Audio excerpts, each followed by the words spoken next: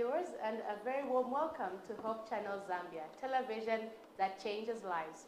It's time for the news, and to present it, my name is Delaine Kaputula Mayuka. On sign language, we have Tom Chilambwe. Let's take a look at our stories making headlines. Kawana demands evidence in Masebo's corruption allegations. Meteorological Department to collaborate with Ministry of Agriculture as rainy season sets off. National Stroke Aid embarks on Pre-Stroke Day Awareness Campaign. 700 trees to be planted on Warungu Estate in honor of the late Queen. These stories plus more coming up shortly. Seventh-day Adventists are wonderful people living with the blessed hope of the second coming of Jesus as King of the universe. The great desire of the church is to reach the world for Jesus and witness about his love and salvation for mankind. The just ended General Conference session retaliated this unique mandate of mission to the world through the strategic plan that continues to hover upon each member's commitment to service by saying, "I will go." As we join hands together, we can also say, "We will go together."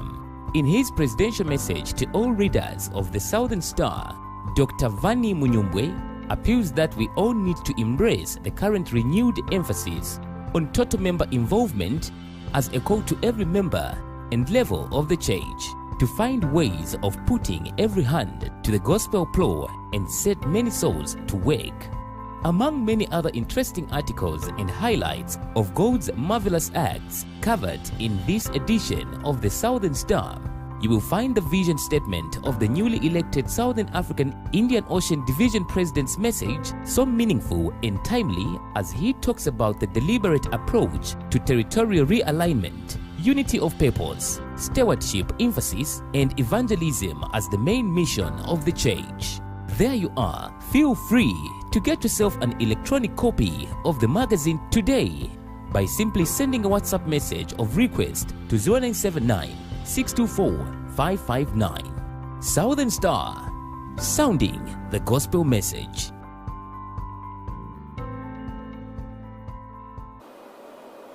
Welcome back. Here is the news in detail. Ministry of Information and Media Director spokesperson Thabo Kawana has challenged a South African contractor that accused Health Minister Sylvia Masebo of being corrupt to produce evidence. Mr. Kawana says the allegations by the contractor was a tender to construct some hospitals, which was cancelled.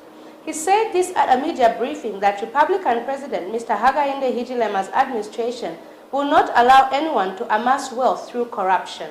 Mr. Kawana says the contract stands cancelled and no maneuver or speculations will restate that deal because it stands and that all the allegations put against the health minister are unfounded. We have more in this story. Suggesting that there was corruption in as far as the Ministry of Health tender was concerned about the hospitals, suggesting that Honorable Masebo was engaged in corruption and did ask the contractor that they should give her money and buy her a luxurious vehicle. We just want to make it very clear to the nation that the allegations remain unfounded and untrue, and that Ms. Masebo has since taken the said contractor before the courts of law, and if they have any iota of evidence suggesting the same, they can go and prove themselves before the courts of law. But as far as government is concerned, we are aware of the circumstances surrounding that deal, and we want to make it very clear that the deal stands cancelled, and we want to also make it very clear that the minister did not engage herself in any form of corruption or even any form of meetings with the said contractor. And these stories are malicious, they are scandalous, and they are aimed at trying to paint the New Dawn administration black and trying to suggest that ministers in the New Dawn administration are corrupt and cannot be investigated or prosecuted if found wanted. We have details of what transpired over that, and in due course we will hold a press briefing and we'll be able to tabulate what happened from day one up to the time the deal was cancelled. But we want to put it very clear that this is a smear campaign aimed at trying to see if Honorable Masebo can be forced to resign or may be fired for that matter, but we'll make it very, very clear that she's going nowhere. And we also take the time to caution the media that when people come to you with such kind of stories, take time to tell them, oh, show us evidence, because they keep claiming that they have evidence. Government, through the Ministry of Information and Media, has urged the public service to be professional in the execution of their duties. Media and Information Permanent Secretary Kennedy Kalunga, speaking when he officially opened the Ministry of Information and Media Senior Management Leadership Training Workshop at Anina's Lodge in Lilai, said the workshop was aimed at enhancing management and leadership competence among staff members. Mr. Kalunga further urged the public officials to uphold high level of professionalism as they are the face of government and the nation. The media workshop will run for 5 days. Here is a report.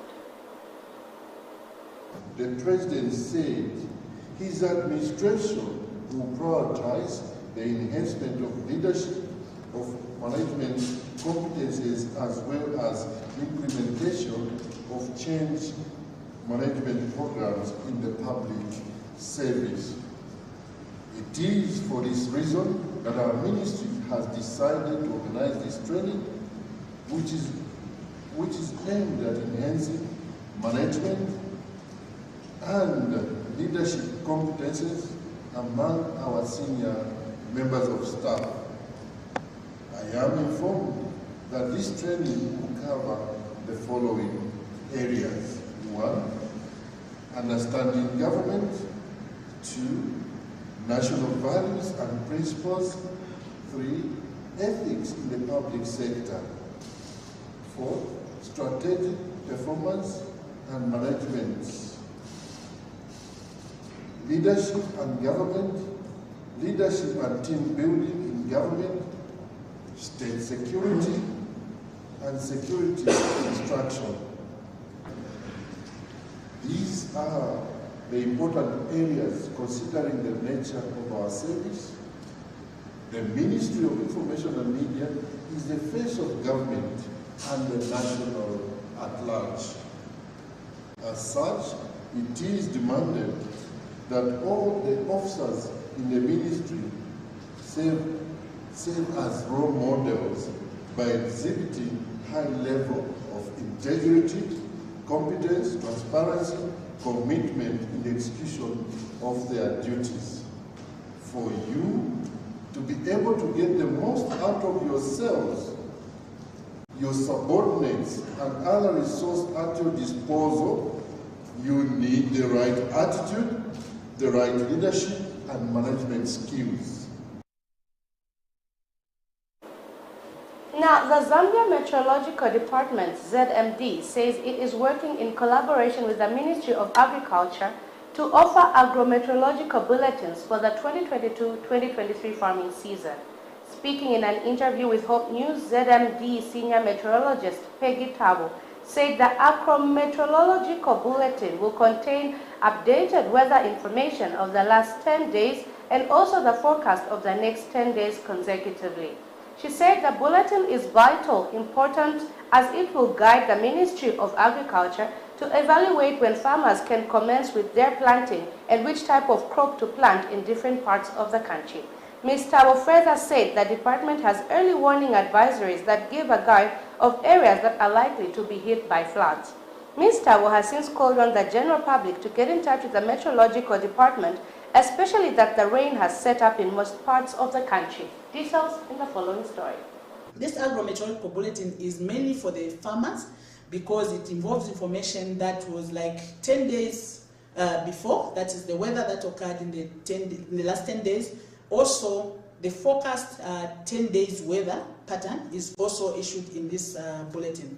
We also have other things like the soil, water, moisture, and other products which are involved in this agromet bulletin, which is very useful to the farmers. And at this point, we wish to note that this product is not issued by the meteorological department in isolation. It is issued in collaboration with the Ministry of Agriculture. The Ministry of Agriculture comes in with advisories as to when the planting should occur in some specific areas, and also the type of crop that is expected to be planted in different types of the area. This product is very, very important, especially to the farmer, as it is a guide to when they should plant and what seed they should plant. Apart from that, we have early warning advisories, which also includes the flash flood guidance system.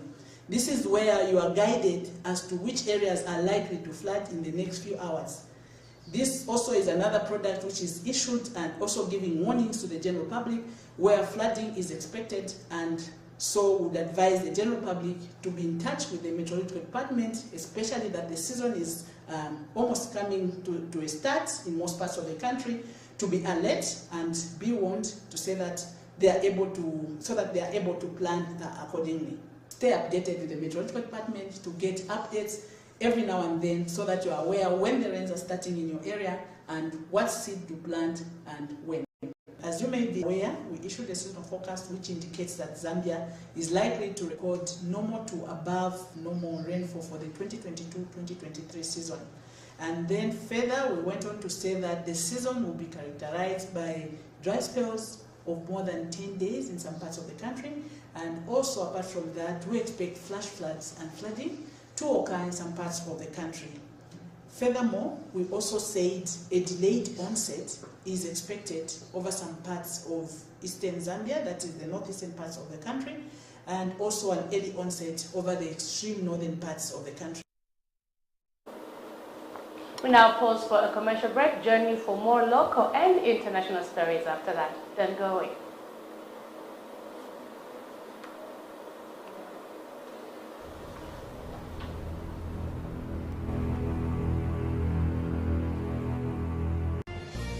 The big one is coming. Yes, it's the Senior Youth Congress for the Southern Zambia Union Conference from December 18th to the 24th, 2022. Petauke Boarding High School in East Zambia Field is the destination.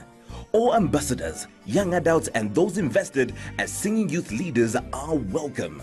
This is the best way to close this year of the Lord 2022. The theme for the Congress says, One in Christ, with our guest speaker, Dr. Watson Biriri, the Zimbabwe East Union Youth Director. Many other gifted speakers shall be there. Before we run out of space and time, make your deposits of only 180 kwacha registration fee and then register yourself online on the link below.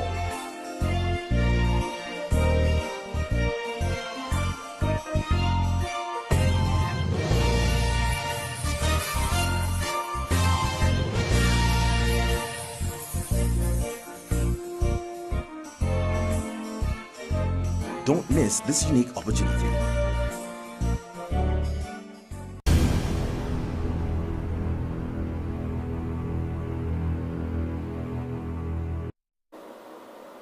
Welcome back. We continue with the news. Family reunions are important in reconnecting old friends, families, and workmates, among others. Reunions provide a platform for attendees to share old memories, catch up, mentor, and inspire one another. The Seventh-day Adventist Church, current and former pupils of Pemba Secondary School in Southern Province, Zambia, have been having their annual family reunions at the school for the last 5 years. This year, the 5th family reunion was held at the school dining hall on October 22nd, 2022 under the theme, I Will Go. The event, which attracted about 50 former pupils and more than 1,000 current learners, was characterized with edifying music by the Golden Vocals Singing Group. More in this story. Southern Zambia Union Conference Education Director Evans Manjimela has urged pupils to be morally upright as they pursue their education. Pastor Manjimela said Zambia is struggling with the issue of corruption, hence it is important to inculcate spiritual values in learners so that they grow up as responsible citizens. He said this on Saturday at Pemba Secondary School during 5th Family Reunion of the Seventh-day Adventist Church, held under the theme, I Will Go. When schools begin to embrace Jesus Christ as their friend, then we are talking about the improvement in the character, in the morals of the pupils, in behavior, and in lifestyles. And I think for public schools, this is good. It is good for the school and it is good for the nation. Pemba is not only going to be producing pupils who are doing very well academically, but also pupils that are morally upright, that are going to be responsible citizens of this country. Krain Hampompwe, the chairperson of former SDA pupil of Pemba Secondary School, he said his members are committed to supporting vulnerable pupils at the school. We have a vision of actually transforming this school by way of, one, helping in the areas of infrastructure. I think we went around this school. We could see that the school doesn't have desks. The school's laboratories actually are not in a better status. We are sponsoring a number of pupils each year that we are paying for in terms of school fees. And this is meant actually to help the vulnerable pupils who are not able to pay for their schools, yet they have intellectual capacity to be able to excel in life.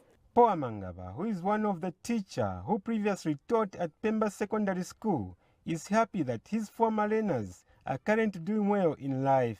Mr. Mangaba, the first elder at Pemba Secondary School SDA Church, appealed to former pupils to continue motivating, mentoring, and supporting current learners. When they come for such a reunion, they are bringing their old good memories.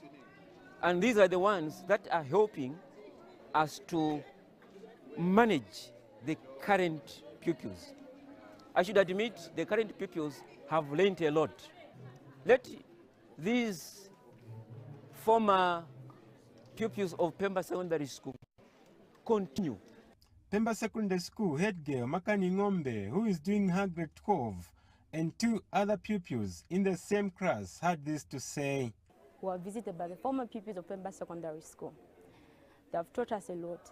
They have brought the spirit of one family where we have to communicate to each other, where we have to show love. We say thank you to the former pupils for helping us and also for helping people who are not able to pay school fees. We'll be able to know how to live with people, and it will help us to know that when we grow up, even us will be able to be coming here to teach others. The event, which attracted about 50 former pupils and more than 1,000 current trainers, was characterized with edifying music by Goten Vocals singing group.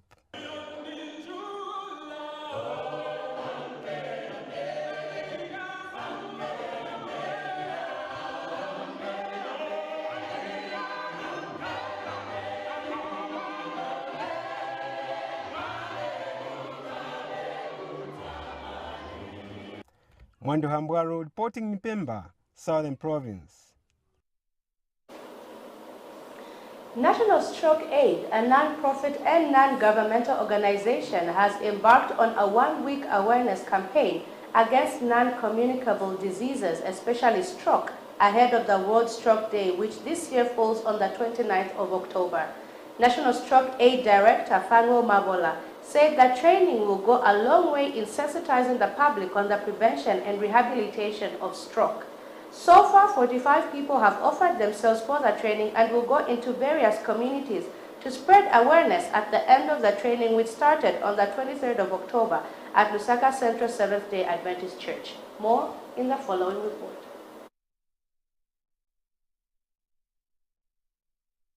Ahead of the World Stroke Day, which falls on 29th October 2022, National Stroke Aid, a faith-based non-profit making organization, embarked on a one-week training workshop with the view of spreading awareness on stroke.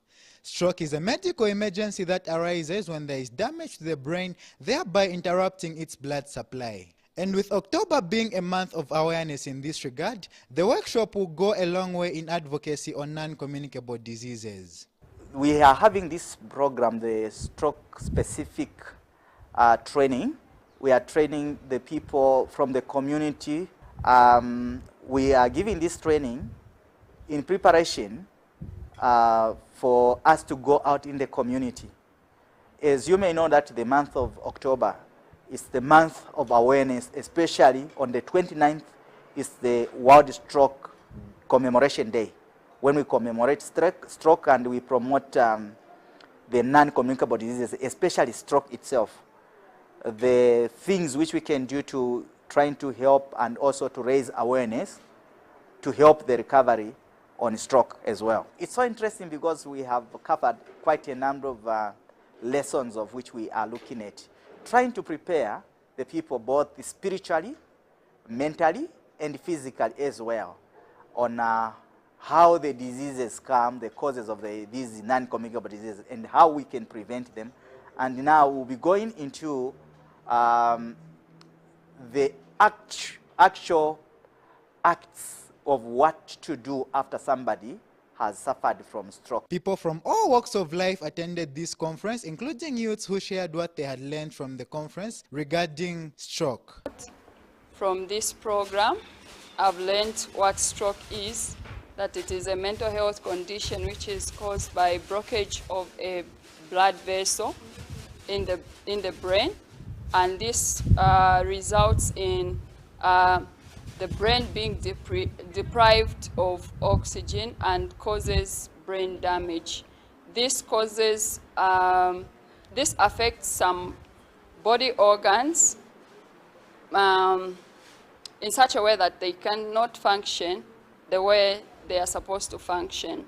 So to prevent stroke from reoccurring, people can take precautions like exercising, living a healthy lifestyle through exercising, not just being inactive, activity like exercising with aerobics, passive exercises, preventing some complications like hypertension, control if they're diabetic, controlling diabetes. Daniel Chilema reporting for Hope News in Lusaka. The just ended Nyangwena Mission District Public Evangelistic Campaign has given birth to a new church branch in the district, and 2 church companies have been upgraded into church status. District Pastor Morgan Muya, who was the main speaker during the crusade, confirmed the development in a statement to Hope News. Pastor Muya said while the aim was to maintain Katuba and Kabanga church companies, Midlands East Zambia Conference Personal Ministries Department decided to upgrade the churches. 12 people were baptized and elders and deacons were set apart in ordination. We have more in this story. By God's grace, we started this crusade on 2nd October to date, which is 15th October, and 12 souls have been baptized. Well, I'm so excited. Suffice to mention that, you know, we are organizing 2 companies today. Finishing the crusade, we have baptism, and now we are organizing 2 companies, that is Katuba and Kabanga. So right from here, we are going to organize another company called the Kabanga SDA Company, which will also be called Kabanga SDA Church. I came to baptize. There was a crusade that was going on for 2 weeks, from 2nd October, and today was the final day. So I came to baptize those who gave themselves to the Lord. Secondly, I came on a mission to organize 2 companies in 2 churches. So we have just organized Katuba SDA Church, and after the organization we proceeded to baptize those that gave themselves during the crusade that was being conducted by the district pastor, Pastor Morgan. The crusade was funded by the conference through personal ministries. It is a culture in Midlands East every year we sponsor 1 crusade for the district. And for your information, we have also funded crusades with AMO, Doctors, and the youth. Personal Ministries Department would want to integrate other methods of doing evangelism. Preferably next year, we want to plow in the community. Yes, we want to plow in the community through community service. I think that will be our priority. We've conducted crusade for a long time now, and I think it's time that we meet the needs of the community. Just like Sister White puts it, that if our evangelism should be successful, then we need to use the method of Jesus Christ, who identified himself with the community, met their physical needs, healed the sick, then he eventually made them follow me. And so for us to be successful in evangelism, we must identify the needs.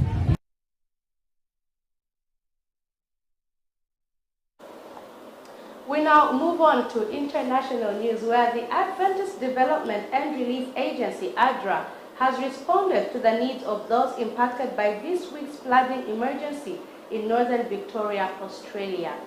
Earlier, an ADRA team headed to the townships of Ekacha and Rochester with 2.5 tons of supplies to support the flood relief efforts.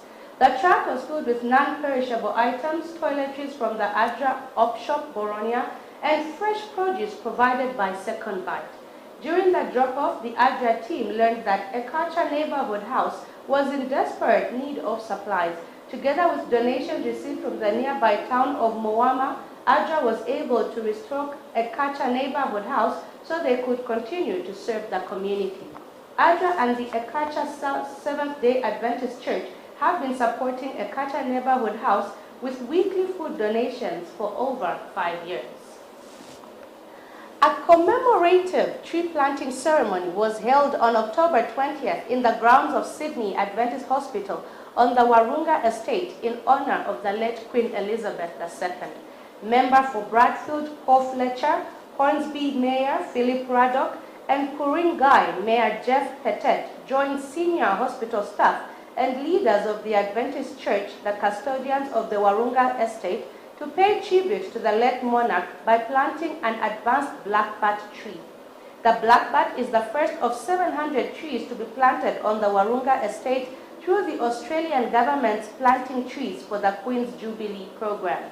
The trees will be planted 10 for every year of the late Queen's reign, all native varieties including gum, wattle, and red cedar. Commemorative signage will be installed to create awareness of the Queen's Platinum Jubilee. The large-scale tree planting project will be a special living tribute to the late Queen, who was known for her commitment towards protecting the environment. Speaking at the ceremony, Mr. Fletcher commended the Adventist Church for its work as stewards of the precious peace of the environment. Overseeing the project is Jaden Stratfield, Environmental Officer for the South Pacific Division of the Seventh-day Adventist Church. Mr. Stratfield made the successful application for the grant with the support of Mr. Fletcher's office. Stratfield said the trees will be planted within the Warunga Estate 31.4 hectare environmental conservation zone known as the Jewel of Lane Cove. On that note, we come to the end of our news for today. But before we go, let's take another look at stories that made headlines. Kawana demands evidence in Masebo's corruption allegations. Meteorological Department to collaborate with Ministry of Agriculture as rainy season sets off. National Stroke Aid embarks on Pre-Stroke Day Awareness Campaign.